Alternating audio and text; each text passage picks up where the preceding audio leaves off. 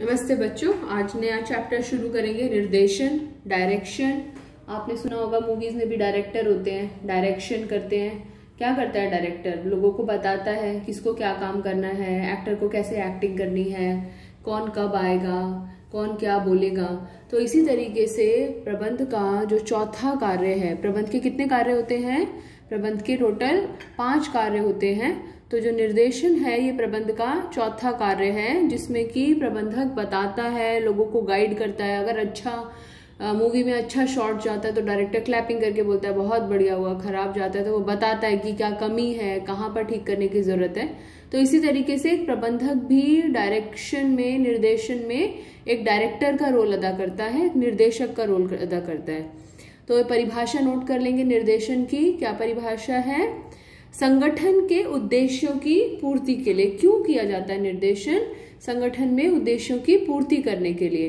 तो संगठन के उद्देश्यों की पूर्ति के लिए व्यक्तियों को, जो लोग हैं, जो कार्यरत लोग हैं, उनको आदेश देना, ऑर्डर्स दिए जाते हैं, उनका मार्गदर्शन करना, उन्हें गाइड करते हैं, बताते हैं कहाँ जाना है, कैसे काम करना है, अभिप्रेरित करना, मोटिवेट करना। मोटिवेट किया जाता है कि वाह बहुत अच्छा काम किया तुमने, या तुम अच्छा काम करोगे तो तुम्हारा वेतन बढ़ाया जाएगा। तो इस तरीके से मोटिवेट करना।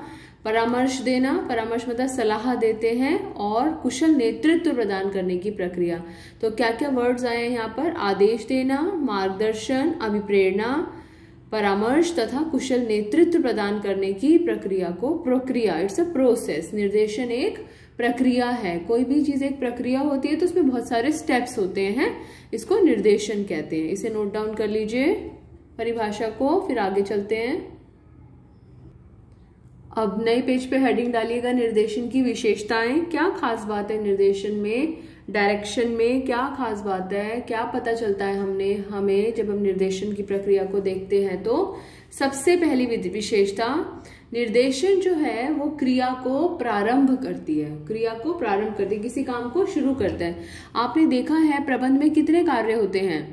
5 कार्य। कौन कौन से? नियोजन, संगठन, नियुक्तिकरण, निर्देशन और नियंत्रण। तो इसमें से, इन 5 में से जो 4 कार्य हैं, 4 कार्य कौन से? निर्देशन को छोड़ के 4 कौन से बच गए? नियोजन, संगठन, नियुक्तिकरण और नियंत्रण। ये जो 4 हैं ये तो काम को शुरू होने से पहले की तैयारी है, समझ रहे हैं? तो ये जो काम 4 हैं, 4 कार्य हैं, ये काम को शुरू होने से पहले की तैयारी है। और जो निर्देशन है वो वास्तव में क्रिया को प्रारंभ करने में हमारी मदद करता है। तो क्या है क्रिया को प्रारंभ करने का मतलब? अन्य क्रियाएं, इसको नोट कर लीजिएगा ऐसे कैसे ही। अन्य क्रियाएं जैसे कि नियोजन, संगठन, नियुक्तिकरण और निर्देशन क्रिया के प्रारंभ होने से पहले की तैयारी है। ये तो उसको शुरू होने से पहले की तैयारी है, लेकिन निर्देशन जो है संगठन में कार्य को शुरू करता है। एग्जैक्टली जो डायरेक्टर है, जब डायरेक्टर एक्शन बोलता है तब मूवी की जो शूटिंग है वो शुरू होती है। उससे पहले तो लोगों को और सामानों को इकट्ठा ही किया जा रहा है। सो दिस इज निर्देशन फर्स्ट पॉइंट। निर्देशन की पहली विशेषता है कि यह क्रिया को प्रारंभ करती है। दूसरी विशेषता की तरफ चलते हैं, पहले से नोट कर लीजिए। सेकंड है कि निर्देशन जो है वह प्रबंध के प्रत्येक स्तर पर निष्पादित होता है। निष्पादित मतलब इस्तेमाल होना, काम होना। इससे प्रबंध के प्रत्येक स्तर। अब प्रबंध में कितने स्तर होते हैं? संगठन में 3 स्तर होते हैं। नंबर 1 उच्च स्तर, मध्य स्तर और परिचालन स्तर। तो निर्देशन जो होता है वो प्रबंध के हर स्तर पर, हर लेवल का जो मैनेजर है, हर लेवल का जो प्रबंधक है वो मार्गदर्शन करता है, निर्देशन करता है, अभिप्रेरणा कर देता है, मोटिवेट करता है, लीडर बनता है। हर लेवल का जो प्रबंधक है वो एक काम को करता है। तो निर्देशन की आवश्यकता प्रबंध के हर स्तर पर होती है, या हम दूसरे शब्दों में से कह सकते हैं कि हर स्तर का प्रबंधक, हर लेवल का प्रबंधक निर्देशन के कार्यों को करता है। 2 पॉइंट्स, क्रिया को प्रारंभ करता है और संगठन के प्रत्येक स्तर पर होता है। नोट कर लीजिए। तीसरे पॉइंट की तरफ चलते हैं। थर्ड पॉइंट निरंतर चलने वाली प्रक्रिया। निरंतर मतलब विदाउट एनी गैप।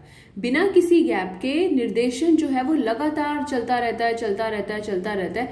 हमने यहाँ पर घड़ी बनाने की कोशिश करी है, या फिर हम एक सर्कल भी इसको कह सकते हैं। तो अब इसमें क्या है, कंटिन्यूअसली ये चलता रहता है संगठन के, जब तक संगठन का जीवन काल होता है तब तक निर्देशन होता है। अभी हम डिस्कस करेंगे निर्देशन के जो एलिमेंट्स हैं, निर्देशन के जो तत्व हैं, तभी चीजें और क्लियर हो जाएंगी।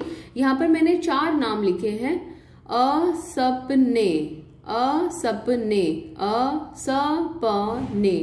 अ से क्या है, ये जो 4 हैं ये निर्देशन के तत्व हैं, अभी हम इनके बारे में डिस्कस करेंगे।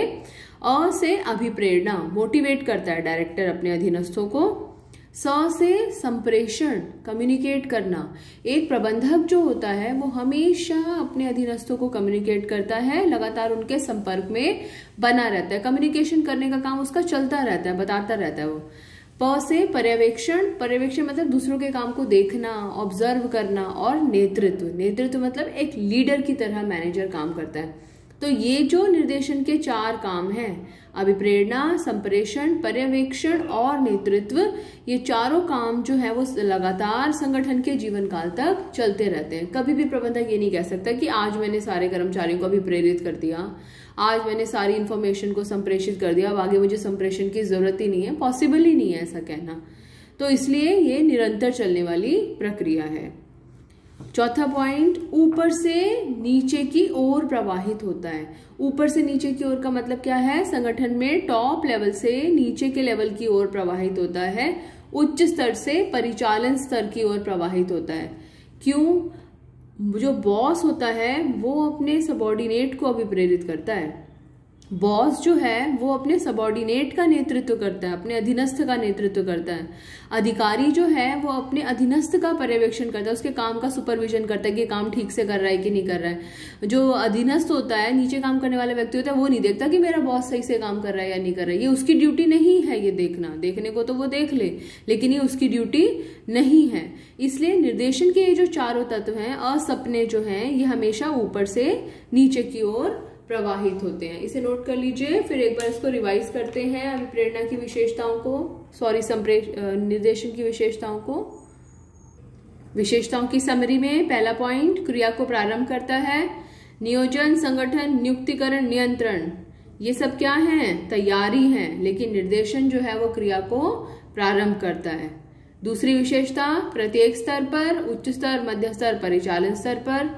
तीसरी विशेषता, निरंतर, ये जो असपने हैं, अभिप्रेरणा, संप्रेषण, पर्यवेक्षण, नेतृत्व, ये संगठन में लगातार चलते रहते हैं।